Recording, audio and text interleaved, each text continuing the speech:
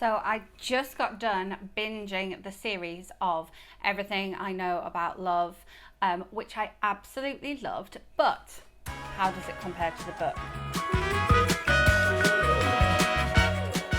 Welcome back, or if you are new here, welcome. My name is Katrina and I make bookish content here on this channel every week, and then movie reviews or book to movie videos just like this one here at the weekend.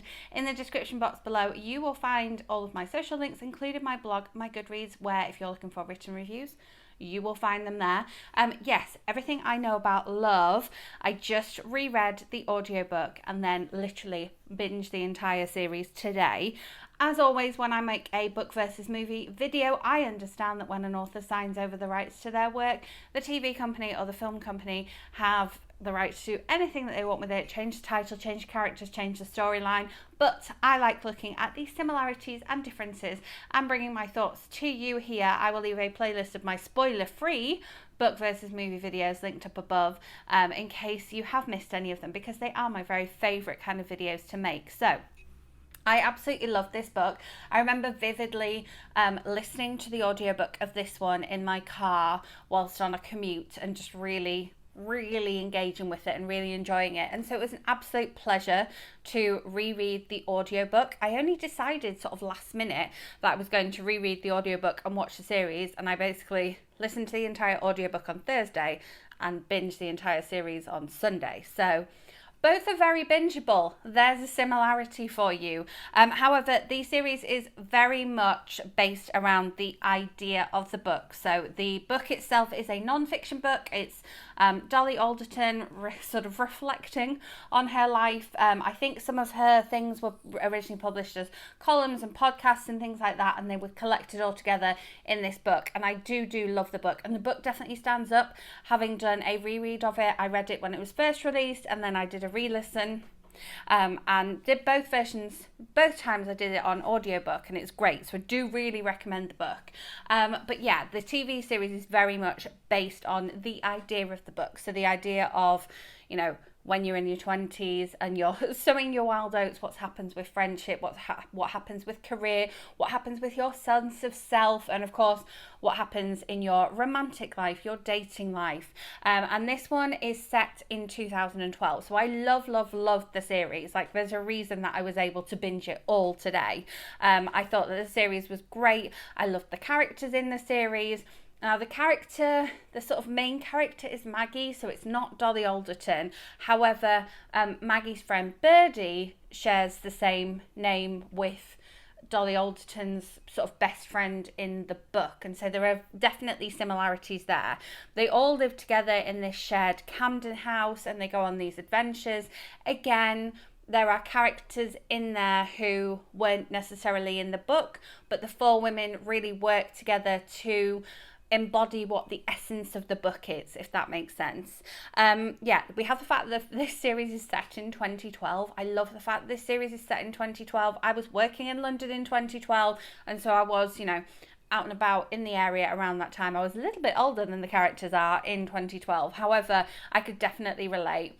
And one of the things that one of my friends who watched this and recommended it to me, not knowing I was a massive fan of the book, said was it just has an amazing soundtrack, and it really does have an amazing soundtrack. And that's the difference with what you get with the TV series versus the book. Now, normally when I do a book versus movie, we talk about the fact that it's a 9-10 hour audiobook, you know, somewhere between 7 and 13 hours generally the audiobooks I listen to, and then the fact that it's put into a 2-hour film or an hour and a half film. However, the length of the audiobook and the length of the TV series were very similar in this case, and so a lot of the stories that are in the book are very much in the TV series, but the TV series has been broken down into like specific ideas that work in a very chronological way, and so it's definitely organized differently to the book. However, a lot of the stories that you'll have read or heard in the book are in the TV series.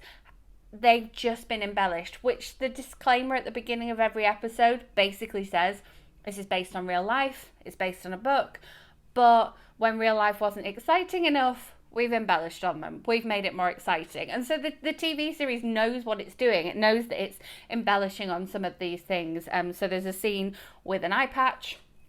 I'm not going to tell you how the eye patch happened, but that is not in the book. And there's a lot of scenes where the four women are sort of looking at their own careers. And obviously in the book, we just have Dolly Alderton looking at her career. So we get her side of things through Maggie's eyes. However, we get to see what the other women are doing with their career. And there's an NQT, there's a teacher in there in her sort of early teaching career. And I thought that was very interesting as well. I really liked that addition, and I liked the addition of the other women and being able to see the story from the other women's point of view, because it just sort of enhanced that idea of like, what did I know about my career when I was in my early to mid 20s, or what did I know about my career when I first started out? And so it gives like that side of it too, and the sort of romance side of it, like the first I love yous, or the first proper relationship and things like that. It doesn't just give Dolly Alderton's opinion, it gives the essence of what she wrote about in the book, but through the eyes of the other characters as well. And so I really like what they've done with that, but it definitely feels very different to the book. And then we have the fact that, as I say, it sort of works in a chronological way.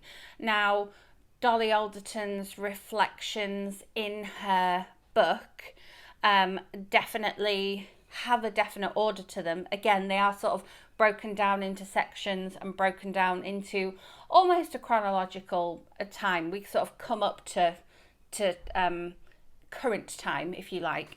But it works in a different way, even though it's essentially the same sort of sections and then chronological, and like grouping it into like career here and like family here and friendship here, and but we're working in a chronological way.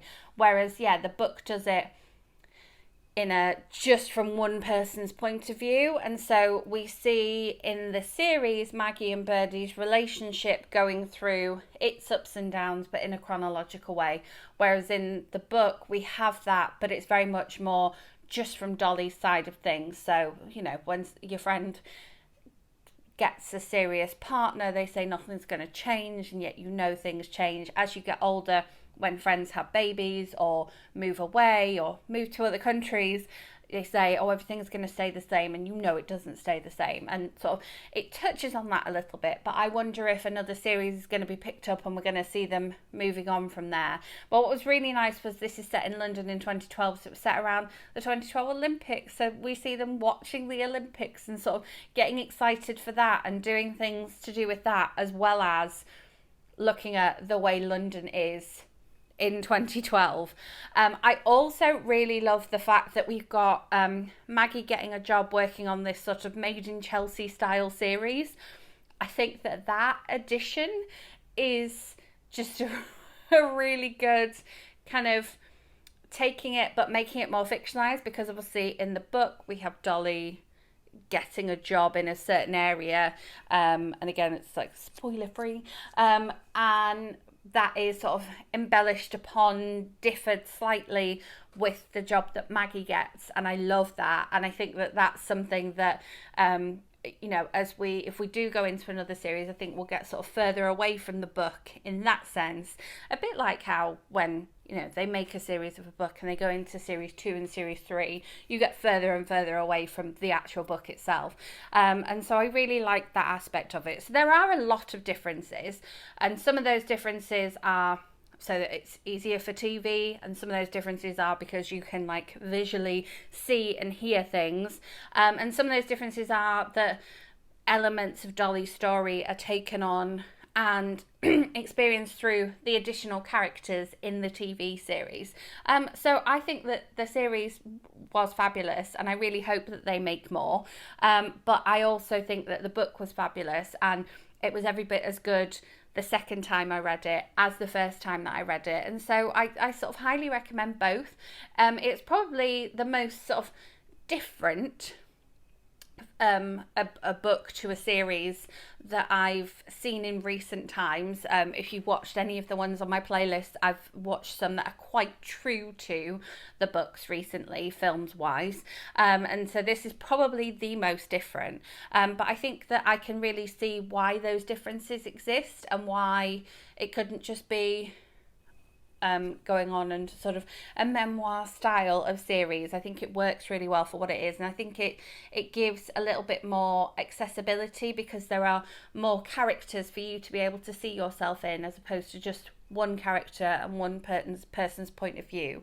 I do really hope that as the series progresses, if it does, that all of the women's dating life does get a little bit more diverse, because I think they've played it a little bit more safe, whereas in real life I think that the people that Dolly talks about in the book are a little bit more diverse, and so we could completely do that with other characters. But aside from that, I will definitely watch another series. I would rewatch the series, I would reread the book again, and I highly recommend both of them to you here. So with that being said, as always, if there is another book versus movie that you would like me to read and watch and bring my thoughts to you here, do let me know in the comments. If you've watched the series, read the book of this one, let me know what you think.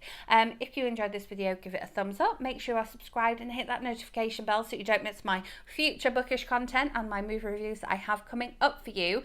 And then yes, I will see you with my next video. Thanks for watching.